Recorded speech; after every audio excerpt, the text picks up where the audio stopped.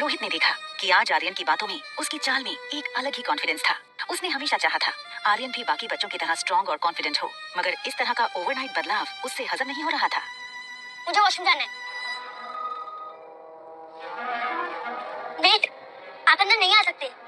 आप जानते हैं ना। ये देखकर रोहित का सर मानो घूमने लगा। वो सोच रहा था कि भले ही आर्यन सिर्फ 6 साल का था, उसे इतनी समझ तो थी कि उसे कौन से वॉशरूम में जाना चाहिए, लेकिन वो ये नहीं जानता था कि जिसे वो आर्यन समझ रहा था वो दरअसल रिया थी। रोहित ने वहीं खड़े खड़े डॉक्टर अग्रवाल को फोन लगाया। डॉक्टर अग्रवाल मारवास की मल्टी स्पेशलिटी हॉस्पिटल के डीन थे। Hello Rohit, how are you? Doctor, I guess Aryan needs immediate psychological attention. वो होटल में किसी गेस्ट को अपनी मॉम समझने लगा है और वो relax Rohit, no need to panic, it's normal.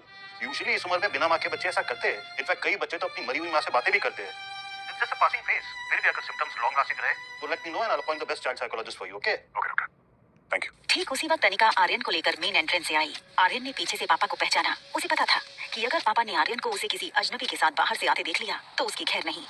इससे पहले कि रोहित उनकी तरफ मुड़ता, आर्यन अनिका के पीछे से स्टेयरकेस के रास्ते ऊपर चला गया। रोहित किसी की भी परवाह किए बिना अनिका पर टूट पड़ा। क्या चाहिए तुम्हें? क्यों कर रही हो मेरे बेटे के साथ ऐसा? देखिए, आई थिंक आपको कोई ना गलतफहमी कितने हुई है। पैसे चाहिए तुम्हें? जितने तुमने सोचे नहीं होंगे उससे कहीं ज्यादा मिलेंगे, लेकिन हमसे दूर रहो। बस हाँ, अब इसके आगे कुछ मत बोलना। क्या ना बोलूं? तुमने मेरे बेटे की हालत देखी? और आप मेरे बेटे के सामने जो बकवास करे, आपको समझ आ रहा है उससे क्या असर पड़ेगा? हाँ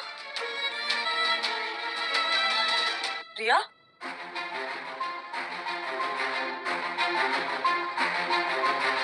आपने अभी मेरे बेटे को देखा जो अभी मेरे साथ आई थी, वो ब्लैक कलर का? आपने देखा अभी एक छोटी सी लड़की आई थी ये मेरे साथ साथ में छोटी सी, वो कहाँ चली गई? आपने? रोहित समझ नहीं पा रहा था कि ये सब अनिका का दिखावा था या सचमुच उसकी बच्ची खोई थी। बेहद घबराई अनिका बार बार फोन लगाने लगी। वहाँ आर्यन टॉप फ्लोर पर अपने कमरे का दरवाजा नॉक करने लगा। कुछ देर बाद जब सनी ने दरवाजा खोला तो आर्यन को बाहर देखकर वो यकीन नहीं कर पाया। उसे डर था कहीं रोहित ने आर्यन को कमरे के बाहर देख लिया तो आर्यन के साथ साथ उसकी भी खैर नहीं। अरे तुम बाहर कब गए?